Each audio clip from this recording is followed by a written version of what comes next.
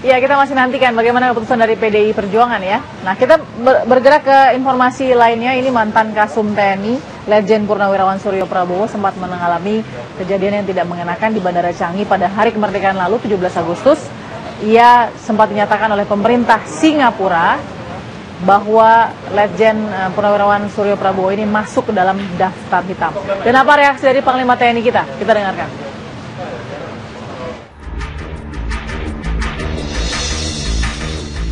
Mantan Kepala Staf Umum Kasum TNI Letjen Purnawirawan Suryo Prabowo sempat masuk daftar blacklist atau daftar hitam pemerintah Singapura saat baru mendarat dari Fiji 17 Agustus lalu. Akibat masuk daftar hitam dari pemerintah Singapura, Suryo Prabowo tertahan di imigrasi Bandara Changi saat akan melanjutkan perjalanan ke Jakarta. Namun pemerintah Singapura tak menjelaskan secara rinci alasan Suryo Prabowo masuk dalam daftar hitam. Dan kami juga menulis surat kepada Kementerian Luar Negeri agar menyampaikan nota protes. Bisa jadi suatu saat saya pun akan di blacklist. Seharusnya kalau blacklist seperti itu salah. Kalau salah, harusnya adalah meminta maaf dan mengantarkan sampai ke sana. Itu etikanya kan demikian. Tapi ini salah, ya udah dilepas begitu aja. Nanti semua orang dipanggil-panggilin kan nggak baik gitu. Jadi cuma katanya salah paham atau paham salah. Jadi kan nggak benar. Kita kan punya, ini warga negara loh, warga negara Indonesia loh. Bukan lihat siapapun juga, apalagi beliau purnawirawan. Saya sendiri sebagai Panglima TNI, saya tidak senang pemerintah Singapura memperlakukan mantan prajurit TNI seperti itu. Insiden tidak menyenangkan yang diterima Suryo Prabowo ditumpahkan di akun media sosial Facebook miliknya. Suryo Prabowo menceritakan sempat diinterogasi lebih kurang 1 jam dan ditanya mengenai hubungannya dengan seseorang yang bernama Indra M. Setelah menjalani interogasi, Suryo Prabowo akhirnya dilepaskan tanpa ada permintaan maaf dari pemerintah Singapura. Tim TV One mengabarkan.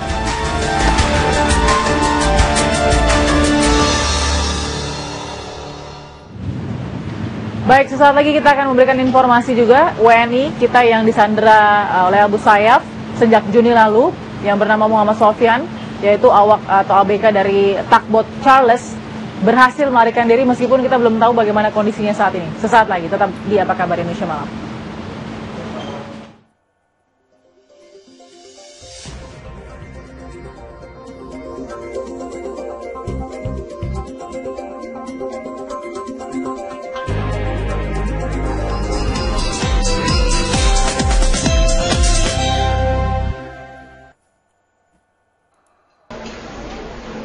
Muhammad Sofyan nampak lemah setelah berhasil melarikan diri dari cengkraman kelompok Abu Sayyaf.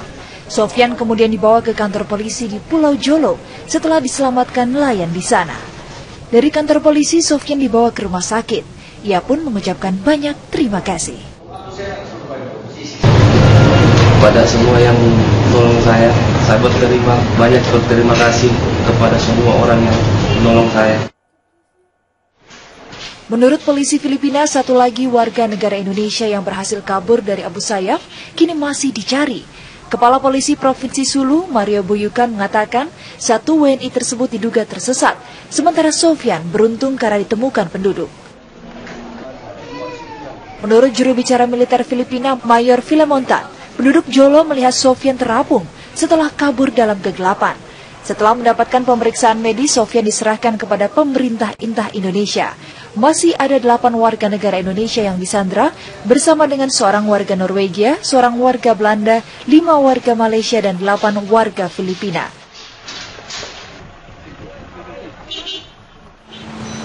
Ya, kita bersyukur sekali Muhammad Sofyan, satu anak buah kapal dari Tugboat Charles, bisa selamat. Itu juga karena terapung dan warga melihat dan menyelamatkan. Kita langsung ke Randy Wicaksana yang ada di Manila, Filipina.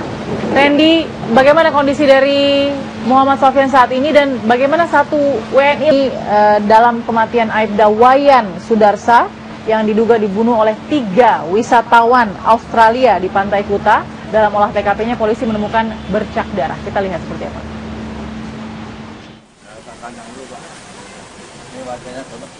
Tim Puslap 4 Polda Bali menemukan bercak darah saat melakukan olah TKP dalam kasus pembunuhan seorang polisi di Pantai Kuta, Bali. Bercak darah yang diyakini berasal dari tubuh korban ditemukan di handuk sebuah hotel. Diduga handuk itu dibawa oleh pelaku pembunuhan. Berdasarkan hasil penyelidikan, handuk itu digunakan oleh seorang wisatawan asing. Penemuan bercak ini menjadi petunjuk baru untuk mengungkap kasus pembunuhan yang menggemparkan kawasan Kuta. Namun polisi tidak bisa memintai keterangan dari wisatawan asing tersebut karena sudah keluar dari hotel.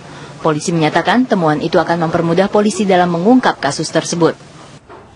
Ya, artinya pengembangan itu boleh-boleh saja. Di mana dia kembangkan, ditemukan, artinya menjadi lagi petunjuk untuk melakukan pengembangan lebih lanjut lagi. Lapor ya, tentunya karena ada bercak darah, berarti yang punya fungsi puslapor kan. Yang lebih dan biasa.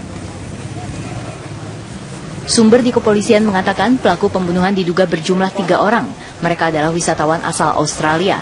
Jenazah Aibda Wayan Sudarsa saat ini dalam proses autopsi di Rumah Sakit Sanglah, Denpasar. Sementara itu pihak keluarga enggan berkomentar mengenai kematian Aibda Wayan Sudarsa. Mereka berharap pelaku pembunuhan segera ditangkap dan dihukum. Sebelumnya, Aibda Wayan Sudarsa ditemukan tewas di Pantai Kuta pada tanggal 17 Agustus lalu.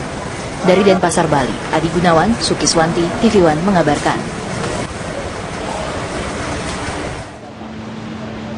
Untuk mengetahui perkembangan, kita langsung ke Adi Gunawan yang ada di Polresta ya, di Denpasar, Bali ya. Adi, perkembangan terbaru Adi dengan tersangka-tersangka ini seperti apa motifnya? Silahkan Adi. Ya, Alkif, memang